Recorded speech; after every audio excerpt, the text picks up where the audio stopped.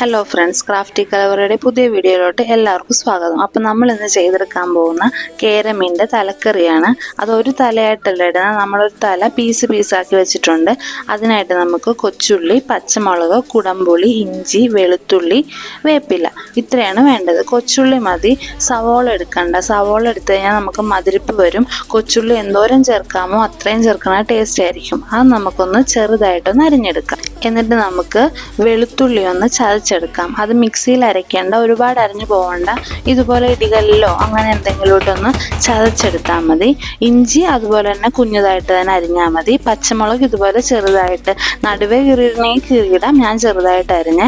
ഇനി നമുക്കൊരു ഉരുളി വെച്ചിട്ട് അതിലാണ് നമ്മൾ തലക്കറി ചെയ്തെടുക്കാൻ പോകുന്നത്. അതൊന്ന് ചൂടായി കഴിയുമ്പോൾ ഞാൻ വെളിച്ചെണ്ണ എടുത്തിരിക്കുന്നത്. വെളിച്ചെണ്ണ ഒന്ന് ചൂടായി വരണം. നന്നായിട്ടൊന്ന് ചൂടായി വരുമ്പോൾ നമ്മുടെ കൊച്ചുള്ളി, പച്ചമുളക്, ഇഞ്ചി, വെളുത്തുള്ളി, വേപ്പില അതെല്ലാം കൂടി വന്നിട്ട് നമുക്ക് വാറ്റിയെടുക്കാം. കുടംപുളി ഇപ്പം ചേർക്കണ്ട, നമുക്ക് പിഴിഞ്ഞ വെള്ളം ചേർക്കണം. അത് പിന്നെയാണ് ചേർക്കുന്നത്. ഇനി നമുക്ക് അതൊന്ന് നന്നായിട്ടൊന്ന് വഴറ്റിയെടുക്കാം. അത് നന്നായിട്ട് പെട്ടെന്നൊന്ന് വഴണ്ടി കിട്ടാൻ വേണ്ടി കുറച്ച് ഉപ്പ് കൂടി ചേർത്ത് കൊടുക്കാം. നമുക്ക് കുറച്ച് കുടംപുളി ഒന്ന് പിഴിഞ്ഞെടുക്കാം. അതിനായിട്ട് ഒരു 5 പീസ് കുടംപുളിയാണ് ഞാനിപ്പോൾ എടുത്തേക്കുന്നത്. ആ വെള്ളം നമുക്ക് വേണം. അതുകൊണ്ട് കുറച്ച് നേരത്തെ നമുക്കൊന്ന് പിഴിഞ്ഞ് വെക്കണം, എങ്കിലേ അതിലോട്ടൊന്ന് പുളി പിടിക്കുകയുള്ളൂ. ഇങ്ങനെ ഇതുപോലെ ഡാർക്ക് കളർ ആവുന്ന വരെ നമുക്കൊന്ന് ഞെരടി കൊടുക്കാം. അപ്പോഴത്തേക്കും നമ്മുടെ അതൊക്കെ വഴണ്ട് വന്നിട്ടുണ്ട്. ഇനി നമുക്ക് അതിലോട്ട് മുളക് പൊടി ചേർത്ത് കൊടുക്കാം. ഞാനിപ്പോൾ 2 സ്പൂൺ മുളക് പൊടിയാണ് ചേർത്തേക്കുന്നത്. നമുക്ക് എന്തോരം എരിവ് വേണോ അത്രയും. ഇനി കുറച്ച് നല്ല ചുമപ്പ് കളർ കിട്ടാൻ വേണ്ടി 1 സ്പൂൺ കാശ്മീരി മുളക് പൊടി ചേർത്തിട്ടുണ്ട്.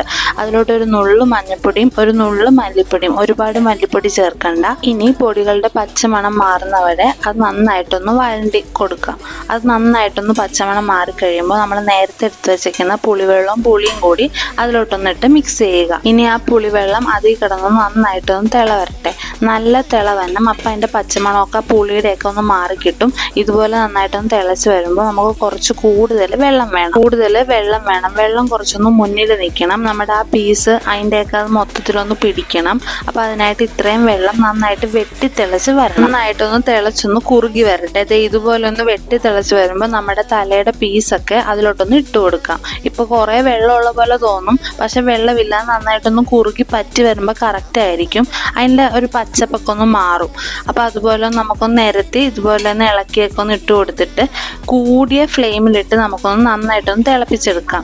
എന്നിട്ട് ഇതുപോലെ ഒന്ന് തിള വന്ന് കഴിയുമ്പോൾ കുറച്ച് ഇട്ട് നമുക്ക് മൂടി വെച്ചൊന്ന് വേവിക്കാം. കുറച്ച് കഴിഞ്ഞാൽ നമുക്കൊന്ന് തുറന്ന് എടുക്കുമ്പോഴത്തേക്കും നന്നായിട്ട് പറ്റി കുറുകി എണ്ണയൊക്കെ ഒന്ന് തെളിഞ്ഞ് നിൽക്കും. ഇതുപോലെ ഒന്ന് തെളിഞ്ഞൊന്ന് കുറുകിയിട്ടുണ്ടാവും.